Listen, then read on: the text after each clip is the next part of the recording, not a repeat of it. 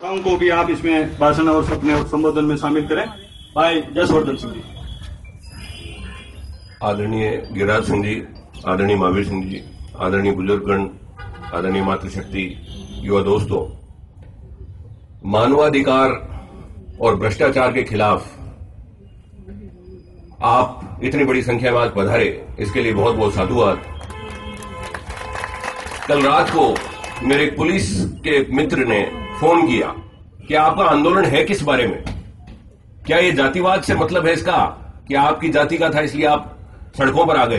तो मैंने कहा नहीं, इसका न किसी जातिवाद से मतलब है न किसी और बात से मतलब है, बिल्कुल कोई छोटा उद्देश्य नहीं है। हम चाहते हैं, हमारा आंदोलन इस बारे में है कि राजस्थान के गृह मंत्री को उसकी शक्तियां दी जाए। राजस्थान का गृह मंत्री जितना पंगु बना दिया गया है, राजस्थान का गृह मंत्री कहता है कि मुझे तो मालूम ही नहीं था, मैं तो सो रहा था। आईजी एसओजी जो पिछले 1.25 साल से एक ही सपना पाले बैठा था कि मैं आनंद पाल को किसी तरह पकड़ लूं, वो कहते हैं कि मैं तो जयपुर में था, फायरिंग की तो सूचना थी, लेकिन किसके साथ हो रही है इसका मुझे नहीं पता था। मैं इन दोनों बयानों को बहुत ईमानदार बयान मानता हूं। ये दोनों बयान, इन 2 बयानों के कारण आज ही हमारा आंदोलन खड़ा हुआ है। ये दोनों बयान बताते हैं कि भ्रष्ट पुलिस अपने गृह मंत्री को यह सूचना नहीं देती कि हम क्या कर रहे हैं। भ्रष्ट पुलिस अपने आईजी को यह सूचना नहीं देती कि हम किसी का एनकाउंटर कर रहे हैं। इसका मतलब क्या है?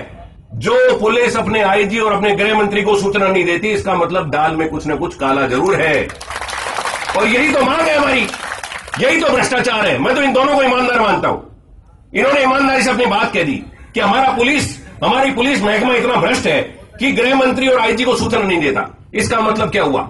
इसका मतलब यह हुआ कि ये किसी भी तरीके से, किसी पैसे वाले, किसी भी तरीके से भ्राड़े के अधिकारी भी बन सकते हैं। इनको आप पैसे दो, किसी का भी मर्डर करवा दो। 1999 में सुप्रीम कोर्ट ने एक फैसला दिया, उससे पहले बंबई में 500 एनकाउंटर होते थे पूरे साल के। वो एनकाउंटर कैसे होते थे? एक गैंग सामने वाली गैंग पर फायरिंग करने की बजाय किसी पुलिस के अधिकारी को पैसे दे देता था कि साहब उस सामने वाले गैंग वाले आदमी को मार दो, उसको मारोगे हम आपको पैसा देंगे करोड़ रुपए और आपको पदोन्नति मिल जाएगी। एक साल में 500 एनकाउंटर होते थे। सुप्रीम कोर्ट का फैसला आने के बाद में 2-3 एनकाउंटर होते हैं साल के। और जो एनकाउंटर करने वाले लोग थे, जिन्होंने 100 एनकाउंटर किए, वो 100 करोड़ रुपए के मालिक हैं। इंडिया टुडे ने पूरी खबर छापी कि किस तरीके से इतने पैसे वाले बन गए। ये सब भाड़े के हत्यारे बन गए थे। पिछले साल चतुर सिंह हत्याकांड हुआ, उसमें हमने सीबीआई जांच मांगी। उस सीबीआई जांच को मांगने का एक बहुत बड़ा कारण था, वो देशभक्ति थी। बॉर्डर का इलाका है, पवन चक्कियां हैं, पवन चक्की वाले पुलिस वालों को प्राइवेट गाड़ियां देते हैं। थाने की गाड़ियां काम में नहीं लेते, प्राइवेट लग्जरी गाड़ियां पुलिस वालों को दी जाती है और अवैध हथियार दिए जाते हैं पुलिस वालों को। उन अवैध हथियारों से पुलिस, जो एक वैध काम करने के लिए बनाई गई है, उन अवैध हथियारों से फायरिंग करती है। चतुर सिंह की जो हत्या हुई, उसमें पुलिस की गोली नहीं थी और सीबीआई जांच होती तो वो पता लगता। जो एक बार कोई काम अवैध करना चालू कर देता है, वो देश बेचने का भी काम कर सकता है, वो आईएसआई का एजेंट भी बन सकता है। हम देशभक्ति के लिए लड़ रहे हैं, हम भ्रष्टाचार के लिए लड़ रहे हैं। हम चाहते हैं कि राजस्थान के गृह मंत्री को उसकी शक्तियां वापस दी जाए। हम चाहते हैं कि राजस्थान के ईमानदार आईजी को, जो एक कहता है कि मेरी पुलिस मुझे नहीं बताती, इस भ्रष्टाचार के दलदल में ये पुलिस कितना फंस चुकी है, हम उसके लिए कार्रवाई चाहते हैं। हम चाहते हैं, ये किसी जातिवाद की लड़ाई नहीं है। अधिसंख्यक यहां राजपूत बैठे हैं। मैं ये कहता हूं कि हम जो आज लड़ाई लड़ रहे हैं, इससे एक गांव का गरीब, जिसकी जाति के नगण्य लोग हैं, उनको भी फायदा होगा। अगर उनके साथ कभी अत्याचार होगा तो हमारी ये लड़ाई उनके काम आएगी। फिर वो पुलिस अधिकारी बोले कि यार वो तो अपराधी था। मैंने कहा महोदय, आपने रामायण पढ़ी है? कहां पढ़ी है? मैंने कहा डाकू वाल्मीकि को अगर समाज सुधरने का मौका नहीं देता तो रामायण भी नहीं लिखी जाती। हम बात कर रहे हैं कि आनंद पाल सुधरना चाहता था, हम मानवतावादी हैं।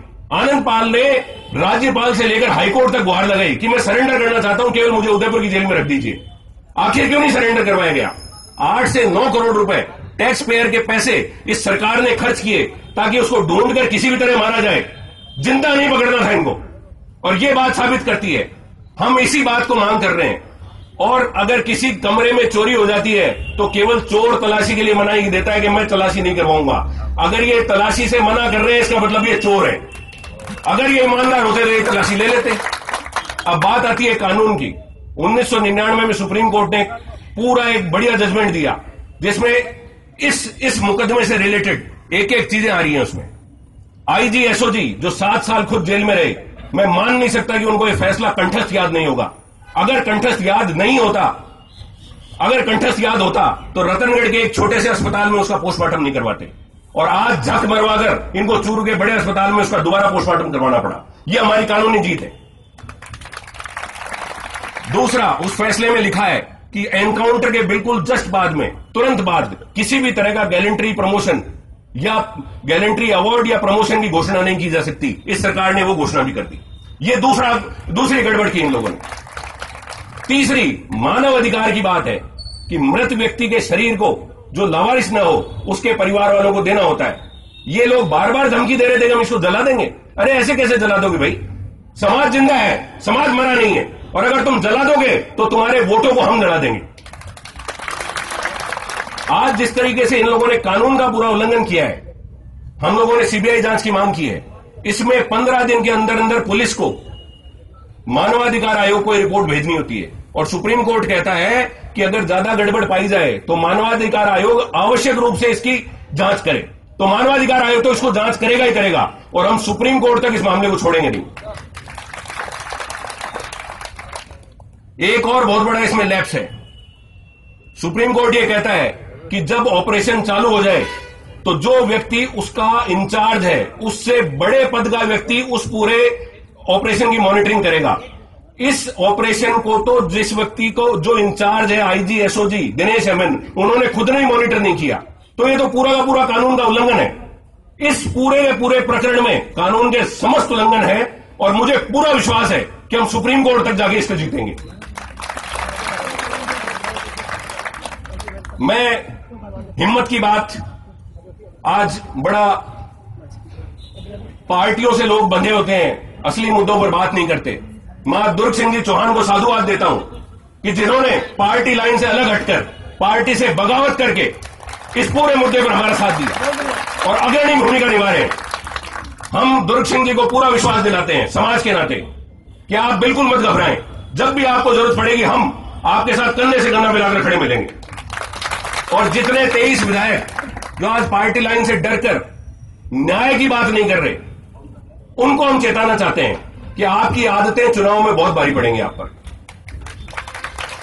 अरे आपको करना क्या है? आपको हम न्याय की बात ही तो करने को कह रहे हैं कि भाई आप एक बार बोल दो सीबीआई जांच की। सीबीआई की आप पहले भी तो हमसे धोखा कर चुके। चतुर सिंह कांड में इन्होंने क्या धोखा किया? जैसलमेर में हम इकट्ठा हुए, सीबीआई जांच के लिए दिल्ली लिख दिया, और दिल्ली लिखने के बाद में 1 महीने बाद में मैं उस चीज में पूरी तरह इन्वॉल्व था। हम कई सांसदों से मिले, सारों से मिले। उन्होंने कहा साहब राजस्थान की सरकार यहां आई थी और गृह मंत्री को कह के गई है कि सीबीआई मना करेगी इस जांच के लिए, सीबीआई जांच नहीं करनी चाहिए। यानी यहां से हमें बेवकूफ बनाने के लिए लिखते हैं सीबीआई जांच करे, और वहां से सीबीआई से लिखवाते हैं हम जांच नहीं करेंगे। तो ये धोखेबाज सरकार है। हम दोबारा उसी मांग को मांग रहे हैं और ये वापस धोखा करेंगे। और इस बार तो, पिछली बार तो धोखा किया, इनकी आंखों में थोड़ी बहुत शर्म थी, अब तो बिल्कुल बेशरम हो गए। अब तो ये मांग मानने को तैयार नहीं है। मैं आप सब युवा शक्ति से एक बात कहना चाहता हूं कि आज जो आप लोगों में गुस्सा है उसका रूपांतरण होना चाहिए। महात्मा गांधी को साउथ अफ्रीका में ट्रेन से नीचे फेंका दो, अंग्रेजों से हाथापाई नहीं की उन्होंने वो आंदोलन खड़ा किया जिससे अंग्रेजों का समूल विनाश हो गया भारत से। तो मैं आज आप लोगों को ये कहना चाहता हूं कि लड़ाई लंबी है, जोश के साथ होश बहुत जरूरी है।